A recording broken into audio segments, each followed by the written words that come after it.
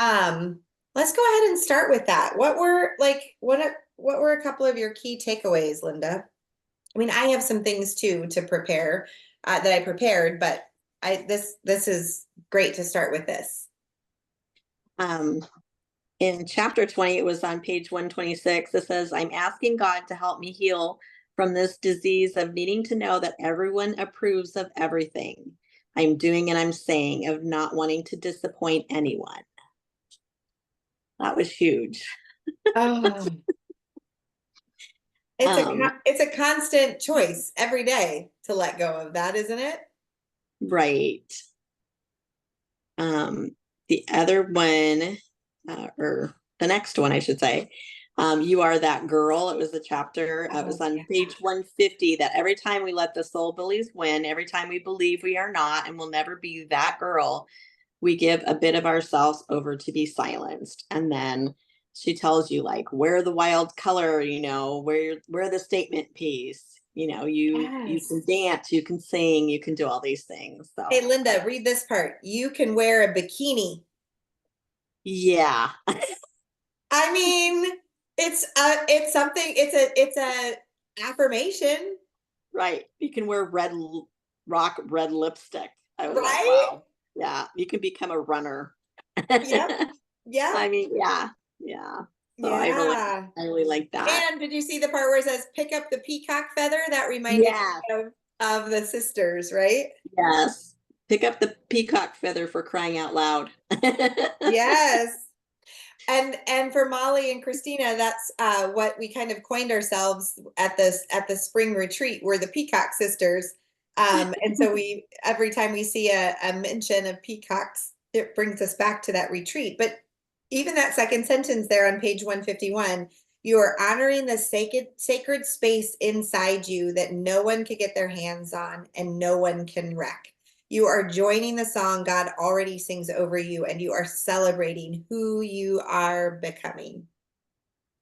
And the peacock reference, the peacock feather reference earlier in the chapter, she was talking about how they were to select something from a table full of objects and supplies, and she kept passing over the peacock feather, thinking it was too much to take it from somebody else or expect that it should be on her board, or maybe it should be saved, for a bigger reason.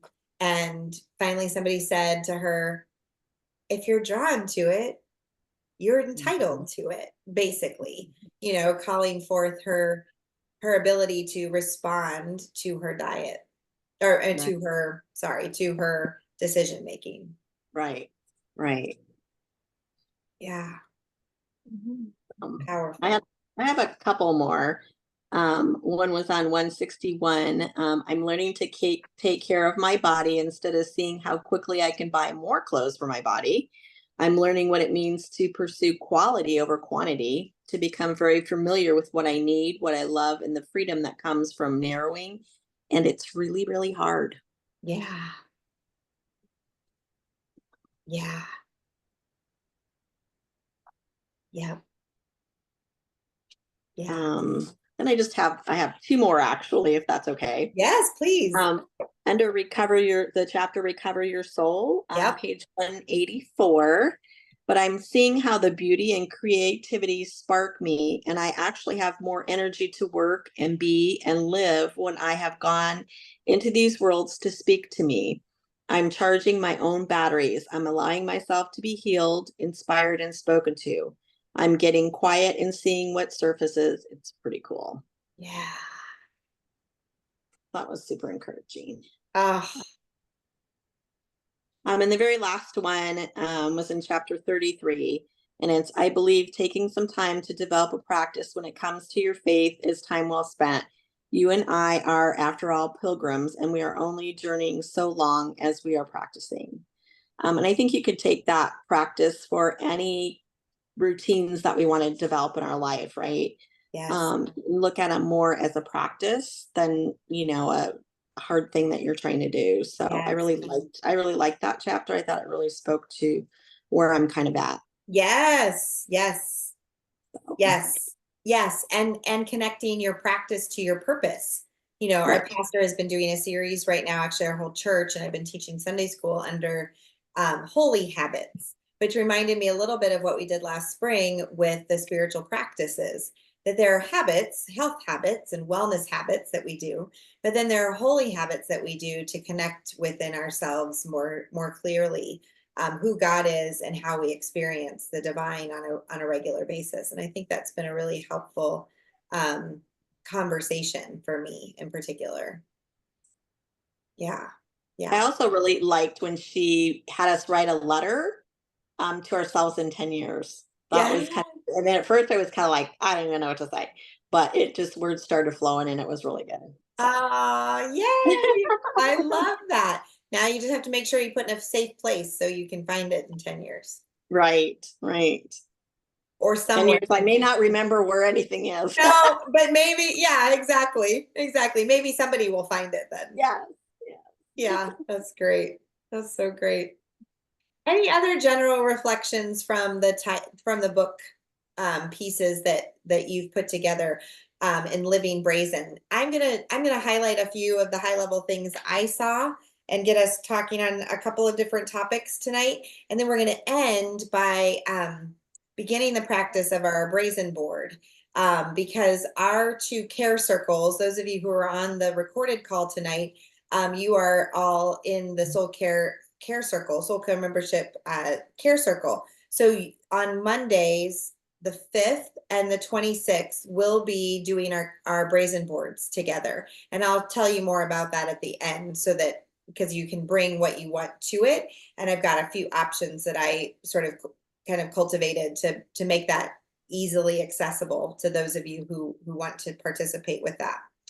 So yeah, any other thoughts on the book? Anybody who's on tonight have thoughts on that?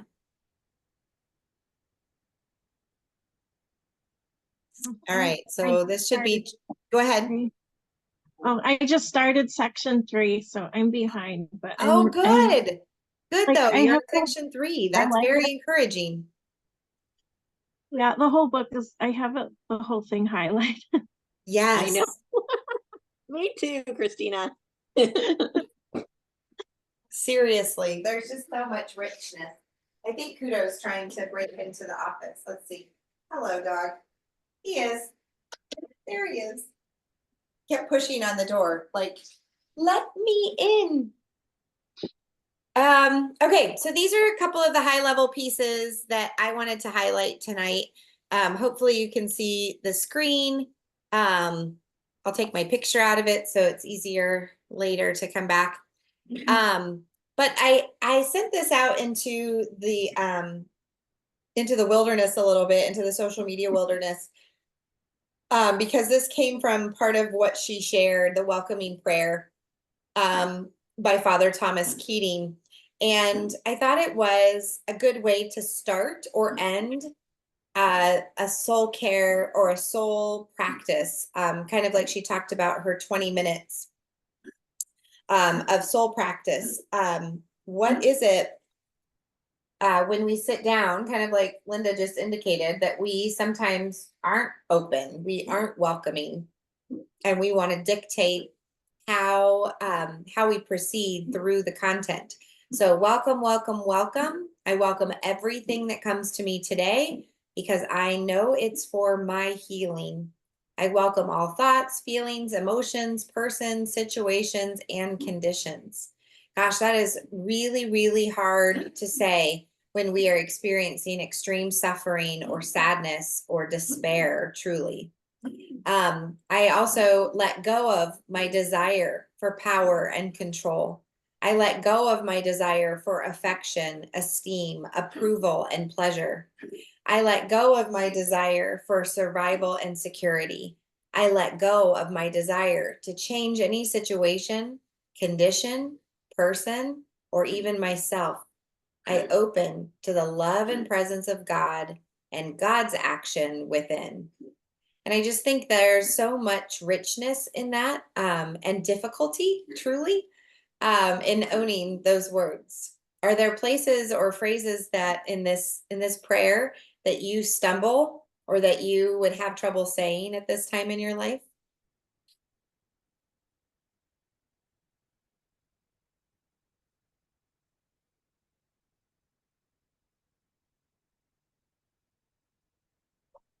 I don't know that um, the one that sticks out to me, I think the most is let go of my desire for power and control. Yeah. Because even though I don't think myself as a controlling person, there are definitely things that I'm trying to control in my life right now. So, Yeah. and I did kind of have a breakthrough in one, and when I stopped controlling, it has gone so much better. So, Oh, wow. So you've seen the evidence of that. yes. That's awesome. I want to say for me, it would be not the whole second line, but I let go of my desire for approval from other people Mm. and what they think. Like I'm just, it's my life and I'm gonna do stuff the way I want to do it. And the other thing also was letting go of what people think of my skin condition. For those on here that don't know, I suffer from severe to or extreme to moderate, or however you want to put it, moderate to extreme psoriasis. Yeah. And just over the past couple of years, it has been getting better. And I would never go out, even in the middle of summertime, without a long sleeve shirt on or like a light sweater. And now I'm like, you know what?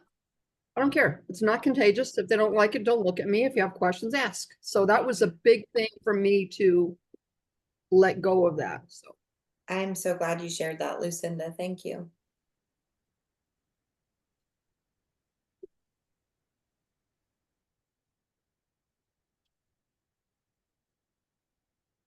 I think I let go of my desire to change any situation, condition, person, or myself. Kind of goes hand in hand, right? Like, ooh, really? But if they just did it my way, it would be so much easier. What? Uh, yeah. Yeah, and what does it mean by true healing, right? What is for my healing, and why is that so powerful and important to remember? And am I patient in allowing God to move and God's action to be taken, one step at a time as well? Very similar to what she says in her in the chapter where she talks about the welcoming prayer. She said, the welcoming prayer takes us out of our heads and into a space where we can stop, even for a very few minutes, our analyzing and figuring. We relinquish strategies and allow God to work within us in the place where we are far more malleable than our mind. We are opening ourselves up to a divine encounter, which is never a bad idea. So that was part of the reason I wanted to make it on a little graphic, because I wanted it to be able to be printed or photographed so that you can put it on your lock screen and remember those words and that powerful piece. Um,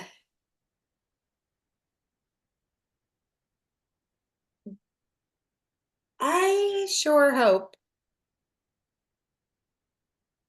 Oh, it did not. Oh, I was going to say it did not move all my slides over. That's so funny. I just opened my presentation in a different browser, and so it's like catching up a little bit. In the book, she says we start by talking to God about the deeper yes of our lives, asking him to help us rediscover those pursuits and people worth protecting our time and energy for. That was not the quote I had in my other presentation, so it's hilarious that that's the one that showed up just now. Let me see if I can find the other one. And then that section, part 2, I think, Christina, is where you said you were, where you were in the process of reading, then the Reclaim Your Voice section. She talks about those soul bullies, and similar to you, Linda, talking about, what, being that girl, right? Releasing fear, seeking approval from others. She also encouraged in this second section to stop over apologizing, right? Like that was so key to what she was working on in this whole section, was those soul bullies that are going to keep us small, instead of helping us release the fear, And then she also talked about comfort hoarding. And I wondered in this group, and also the over apologizing, but she talked about buying stuff for the sake of kind of numbing. And we've talked about this before in our grief conversations, that sometimes we choose to numb our grief, maybe not by like not necessarily always overindulging in, mind shifting substances or in food, but even purchasing, that sometimes we buy things to kind of fill the gap in our lives. And so I just wondered, it also made me think of some of the decluttering we've talked about before, that sometimes our stuff makes us feel more full or complete than we would otherwise. Do you resonate with that as well? I was gonna say, I do. I used to be a big buyer of yarn. If it was on sale, I'd buy it and I'd buy it and I'd buy it because I just, I like yarn. But then I finally got to the point when I was cleaning out downstairs. This started like 2.5 to 3 years ago. I said, you know what? You've bought all this and it's sat here. The cats have gotten into it. They've chewed this. This has happened. And now I'm like, nope, don't need it. Don't want it. Don't need it. And I do that a lot with just purchases in general. Yeah, Lucinda, does that coordinate in time when your son died? No, that was way after. Okay. Oh no, wait a minute. Buying the yarn, yes. Yes. Yeah. Yeah, buying When the you yarn mentioned because it was a few years ago, I just wondered if you had drawn that connection. yeah, and I will say that because I used to dabble in knitting a little bit growing up as kids. Took a few lessons, started to make I said, I can really get back into this. Made a bunch of baby blankets, started knitting again when Robert first started getting in trouble with the law and, going to prison. That was my therapy for myself, is to knit and make baby blankets and do all this stuff. And I used to joke with people, but I was serious. I said, it's cheaper than going to a therapist. This is helping me. And then I had bought a bunch of yarn, but then after Robert passed away, I just stopped knitting altogether. I would still buy it, but then I just stopped it. I said, you know what? I can't do this right now. Yeah. It started again when Lizzie graduated from her school that she was at, and made blankets for all her service providers. And now I'm making baby blankets again. And my baby blanket list is like this long. It keeps getting longer and Yeah. longer. Yeah. Just doing that and realizing that, yeah, that definitely was a gap to. Yeah, that you were filling. Yeah. Yeah. Well, and for me, the story from this section that stood out to me the most,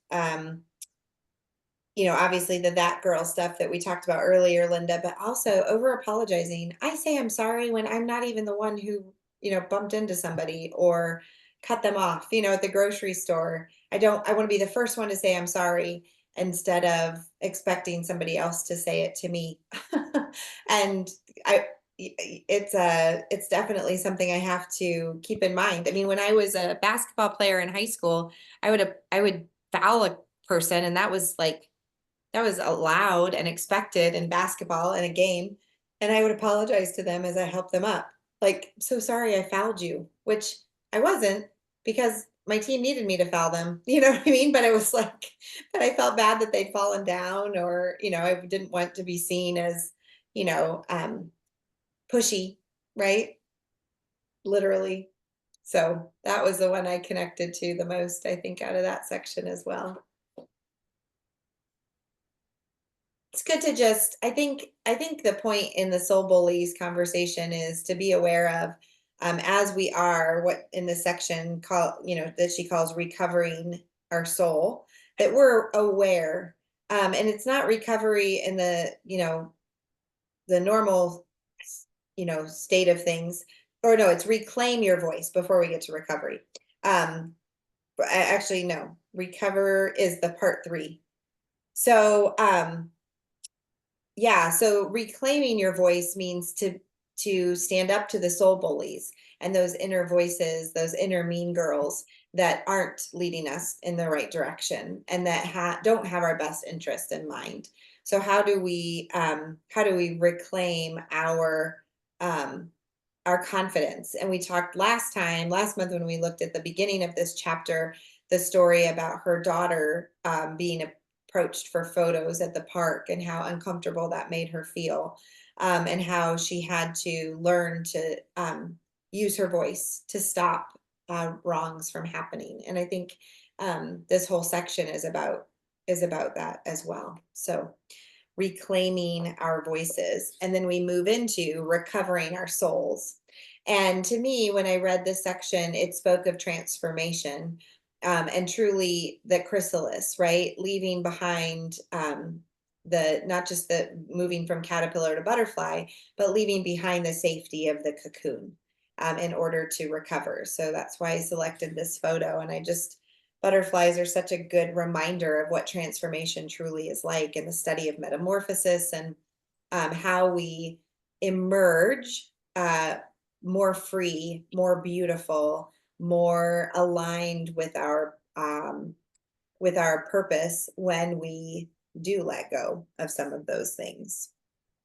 So I want to ask you in today's session, and again, you don't have to have read the book, and I haven't heard much from Christina or Molly yet, so please use, yeah, Molly, thanks for using the chat. I'm sorry is the most spoken words I say. Yeah, and it's almost like we're apologizing for ourselves. So getting that in check, and making sure we know what our own rights are is really, really key.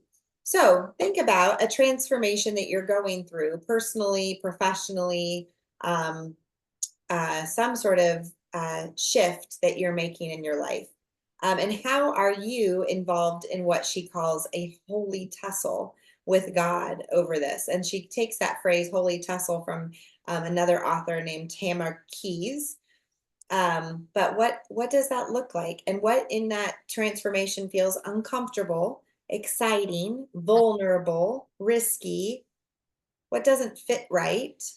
Where is there light or darkness? And where is there struggle? Does anyone have something that relates to that in terms of transformation?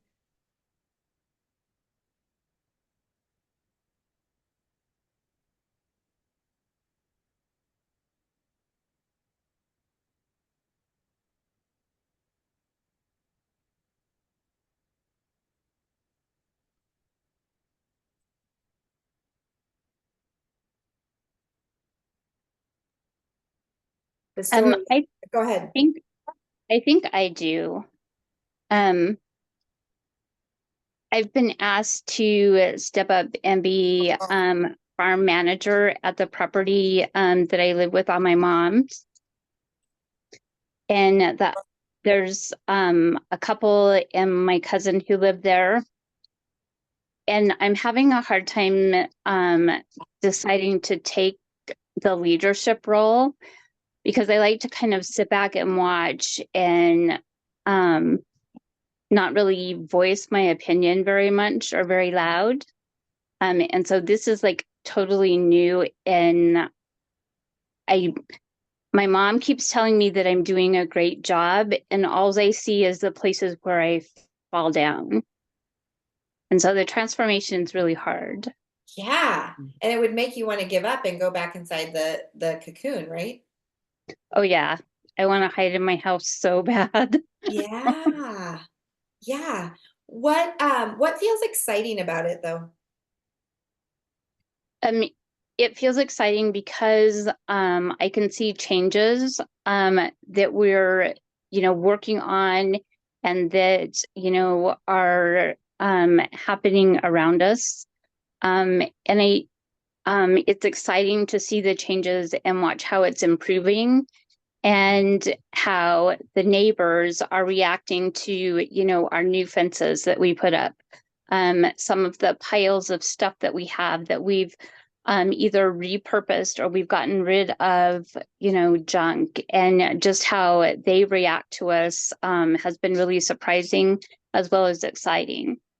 Good. So yeah, and that's a personal win that you can kind of write down and take note of. Yeah. Yeah. So Yeah, what about places that, I mean, you've mentioned that you feel uncomfortable, you want to hide back in the house. What doesn't feel like it fits right?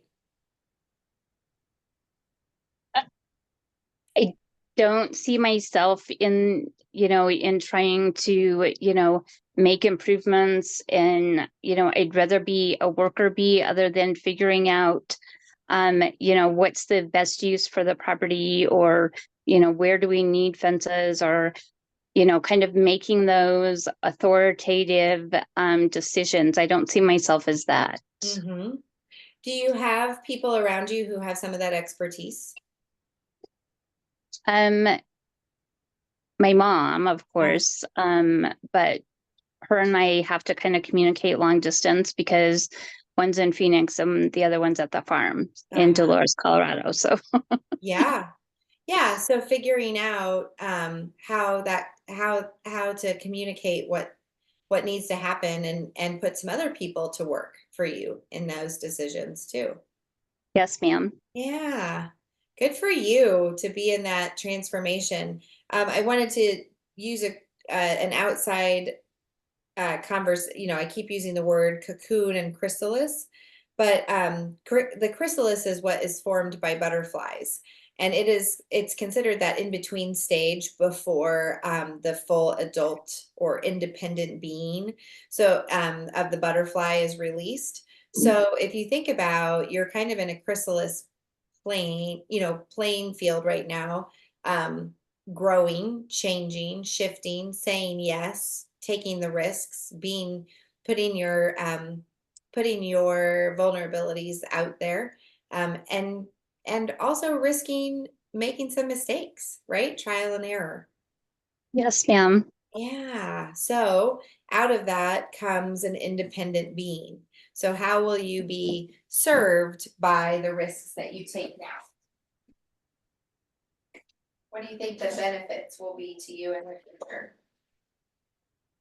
The benefits will be, a better property. We have to, make less improvements next year. Hopefully we can start making some money, not just investing everything. So Yeah, so there's some big outcomes from it as well. yes, ma'am. Reasons to keep going. Yes, ma'am. Good for you. Good for you to continue to figure that out. I he says we cringe with discomfort, right? We cringe with it, but we are led right into the ring and we are in the midst of such darkness. And in the struggle, we find all of a sudden that we have expanded in new ways. We have courage we didn't once have.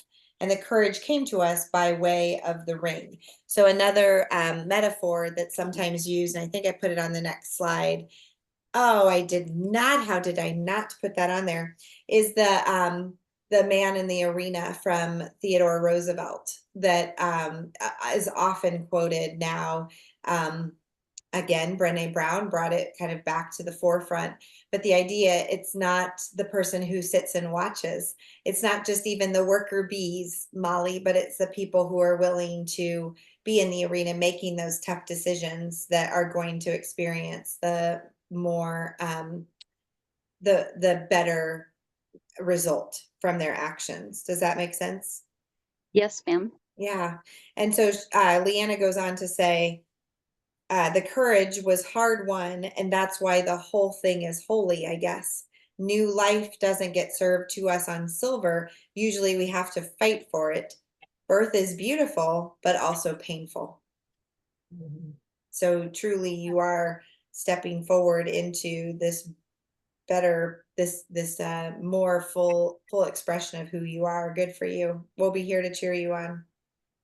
Thank you. Yeah.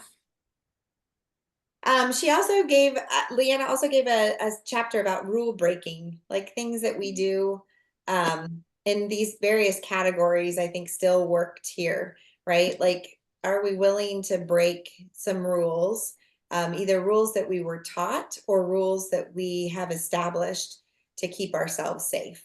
So if we think we're only good enough to be a worker bee, or only good enough to whatever it may be, then we will continue to hold ourselves back. But once we decide that we can break some rules, in order to find the greater good, we may find a better sense of who we are. And that's something that I have to think about often. I was listening to my daughter tell a story about breaking rules. She was camp counseling with some other young adults who didn't mind, having the police stop them. And she said, I just felt awful that the police had to bother themselves with us. But she said we made a good team because I was, they were calm under that pressure, and I was reminding us that, we were going to be okay. So they had good camaraderie through that, but breaking rules. And then at the end of the book, this was just one of the key pieces that I loved the most. We are both complete and we are becoming. And so we also are in that chrysalis place, but we are also considered human adults, right? So even though we may be birthing a new part of ourselves, we still come with the same wisdom that we once had. She says the etymology of the word already is from an earlier time. The you that has been hiding has already or always been there. We just have to learn to recognize her rhythms. We have to be willing to abandon I'm going to try to do this for the mystery of trust. The journey is less about arriving, and how about this, and more about returning to the truth we already knew, to the love we already have, to the beauty we already seen. We are always being beckoned home. Maybe the treasure is knowing who we are and where home is and who is waiting for us there. And this last piece really spoke to my faith as well. God looks for us in the quiet of the morning. He sends his love on the wind. He calls out to us, where are you? And our whole life is to be the answer. I'm coming. I'm coming. I just think that was so, so cool. So, so cool. Peace, peace, peace, peace. All right, so let me tell you about Brazen boards and just sort of highlight what this will look like on the next couple times that we meet this month. First of all, I'm going to show you, this is a snapshot of my Brazen board that I started several years ago and started to add some things to it. Just as recently as last month, I started to jump back into it. But there are different options that you have. Like you can physically create or visually create a 3-dimensional, 4-dimensional, like hold in your hand Brazen board. And I think I showed you guys, I found my mom's in her things. And so I have that by my bed, not by my bed, by my desk to look at. She has the word Brazen in, kind of in big letters across it. So it always reminds me of the work and the growth that we did together during Leanna's workshop with us. And then you can also prepare them digitally. So either using Canva, like I use this for a presentation tonight, or I'm going to show you on Pinterest how I made it. You can also just write out your Brazen board. Maybe your words are your art, and so you journal through the Brazen board. There are suggestions at the end of each chapter, and I'm looking for a comprehensive list of all of those things, so it's easy to pass those along. But you can just, again, journal, write, create a piece, maybe in a specific notebook or something like that, that really gives you an opportunity to express what it means to live a Brazen life. I'm also a big fan of treasure troves, and I'll show you that in a second. So curating specific pieces for something like that might be an option. And then also, as she describes in the book, about a she shed, right? Or her lean-to in the backyard. Is there a space that you can create something for yourself there? So let me go ahead and show you what I mean by the Pinterest board, because I'm not a great Pinterest person. I have a few boards, but I'm not crazy about it like some people. But this is all I did when I started making mine. And I have to do a reshare for y'all. Just a second.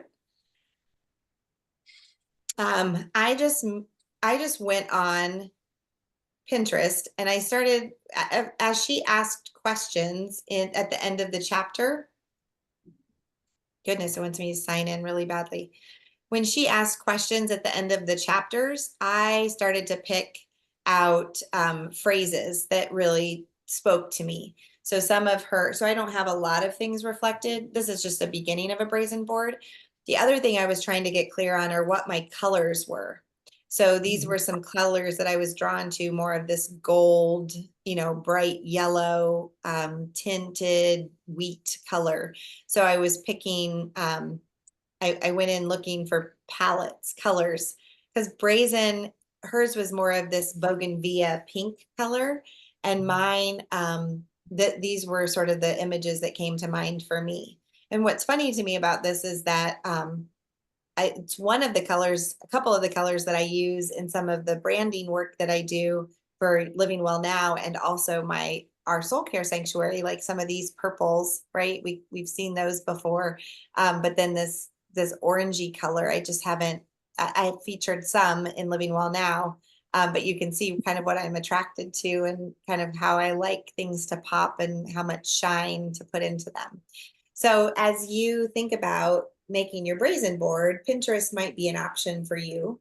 It also might be to create a Canva flyer if you're astute at that. I don't want you to have to learn something new. Does that make sense? So that's why I was trying to appeal to all of the different ways you could be expressing yourself.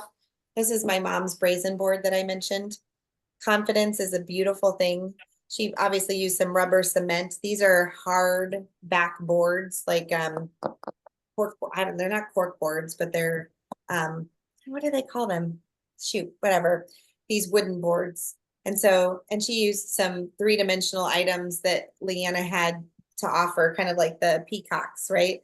The peacock feather. This is one of those, it's a fluffy ball, for lack of a better word. And this is a piece of gold ribbon that she put on there. So again, one of the things I love about holding up things that my mom made is it shows that we don't have to be perfect, right? We don't have to have this beautiful thing. These were some things that spoke to her. And then the last thing that I thought was really significant in what Leanna talked about, and I've shown you all this before, but this is my little treasure trove, right? So this would be another example of a brazen board that you could find objects or things that you already own. And maybe your yarn goes in here, to think about that a little bit, Lucinda, like what are some things that represent, who you are and what you're about that could go into a brazen box, so to speak, right? And then what I told my Sunday school class last month, because we were talking about scripture reading, and we were talking about finding a quiet place to do that. And he said we don't all have altars in our homes, and we don't always have quiet corners, but if you create a little basket of materials that feel comforting to you for a variety of reasons, they become touch points to you to remember who God has created you to be already, and also not yet. Okay, so that would be, I was, again, like I said, trying to think about multiple ways to express yourself. But what I'd like to do now that I've given that little introduction is that I'd like to come back on the 5th. So on Monday, so between now and Monday, I'd like you to pick your medium by then. So what's your intention to create in the month of August? It doesn't mean you have to do every single chapter's recommended brazen board edition, but pick 5. And like I said, I'll have a comprehensive list by Monday, whether I type it up myself or I find one cheater on the internet. But then you can kind of choose 5 things from the big list, and then let's get those done by the 26th and be able to share them together. How's that sound? Like a little bit of accountability into that process, and just a sweet way, I think, to wrap up how we do it together. So, and wrap up our summer book club for the month of August and that.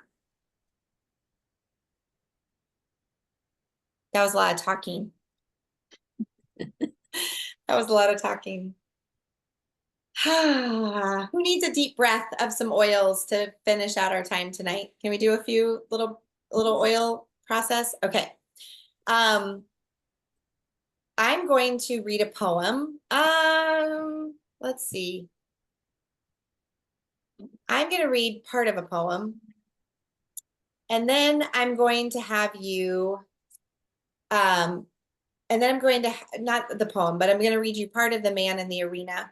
And what I want you to do is I want you to visualize being in the arena. And when I read this, I think about the Coliseum. And maybe it's because I've been there now in my life, or even any big stadium that you've been to. And not just sitting in the stands looking at the little players and people on the field, but actually being on the field yourself. So think of a time where you were on, maybe you marched in the high school band and your high school stands were around you. Maybe there's been another time that you've been on the field of an event and you've looked up and noticed all the stands around you, but being in the arena. And what I want you to bring to mind when you consider this is what is your arena now? And we're going to use our oils through the Aroma Freedom, the Aroma Reset really fast, like the fast process, the 60-second process. But to prep for that, I just want you to put that image in your head, and I'm going to read this piece as a way to sort of get you in the mindset of what it would mean to embrace a challenge. All right, what would it mean to embrace a challenge? So this is a part of Theodore Roosevelt's Arena poem. Let me pull it up. Okay, it goes like this. It is not the critic who counts, nor the man or woman who point out how the strong man or woman stumbled, or where the doer of deeds could have done them better. The credit belongs to the woman who is actually in the arena, whose face is marred by dust and sweat and blood, who strives valiantly, who knows the great enthusiasms, the great devotions, and spends himself or herself in a worthy cause, who at best knows the triumph of high achievement, and who at the worst, if he fails, at least fails while daring greatly, so that his place shall never be with those cold and timid souls who know neither victory nor defeat.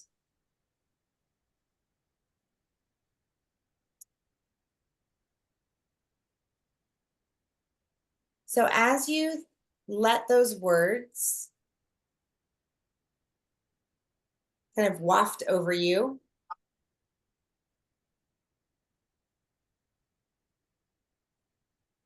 I'm going to read them just one more time and just pencil down a word or phrase that speaks to you as I say it again.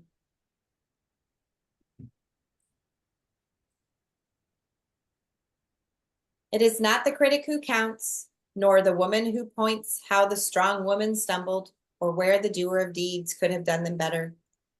The credit belongs to the woman who is actually in the arena, whose face is marred by dust and sweat and blood, who strives valiantly, who knows the great enthusiasms, the great devotions, and spends herself in a worthy cause, who at best knows the triumph of high achievement, and who at the worst, if she fails, at least fails while daring greatly, so that his place shall never be with those cold and timid souls who know neither victory nor defeat.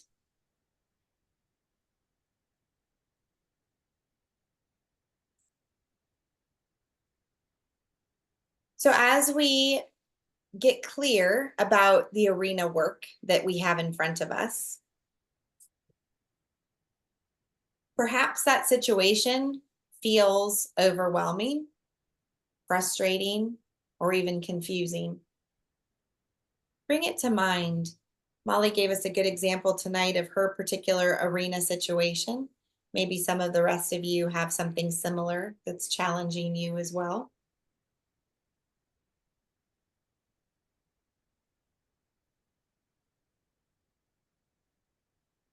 And then name the feeling, maybe one word that describes how you feel about the situation.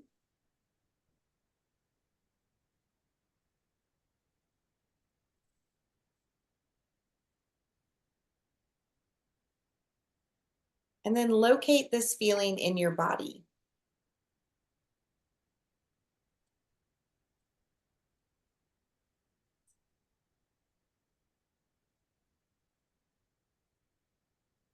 Identify the negative thought.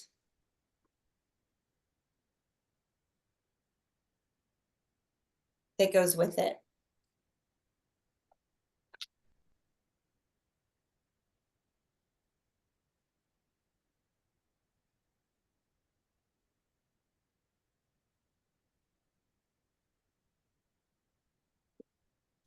And then take 1 drop of lavender, frankincense, and stress away. Cup your hands over your nose and mouth and breathe into the negative thought about the situation, how you feel about it, and where you feel that in your body.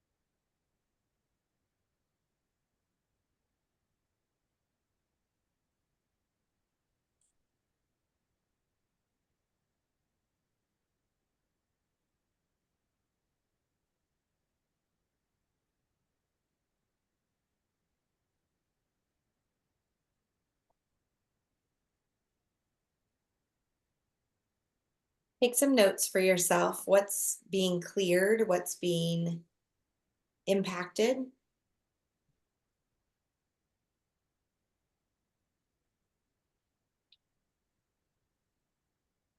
By using the oil to breathe into your arena moment. And then what outcome do you picture?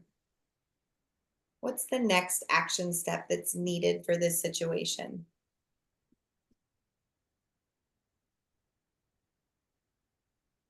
And then create that affirmation to integrate where you feel that positive feeling in your body. So I feel blank in my blank as I action.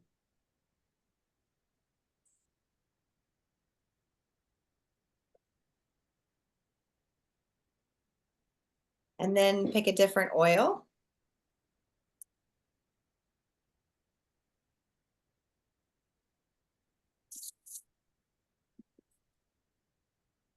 And then stand in your power pose, maybe hands on your hips.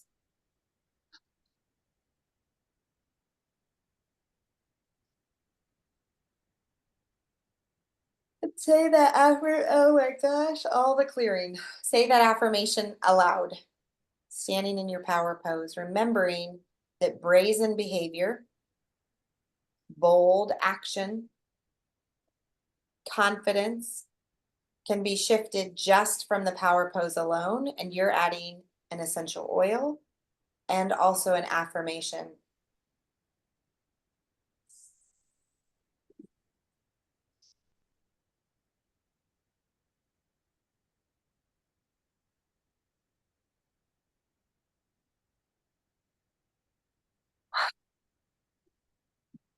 Remember to come back and revisit your affirmation in about an hour if you're still awake, Christina.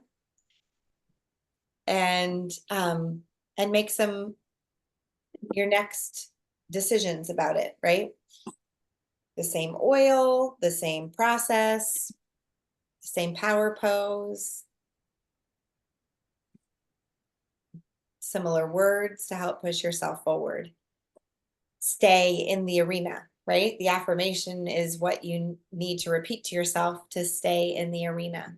Similar to how we started tonight, maybe thinking about the welcoming prayer to stay open and stay in and engaged. Thanks for being on tonight. Thank you. Yeah.